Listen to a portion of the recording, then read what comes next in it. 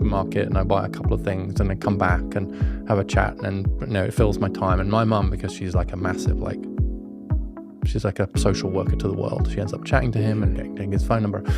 But actually that just pierced my heart.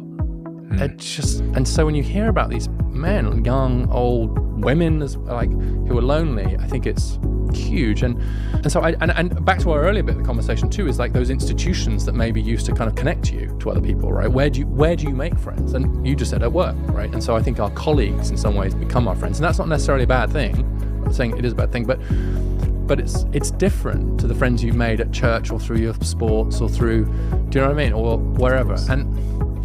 And so the other thing I'll say about this is, have you heard of the men's sheds movement?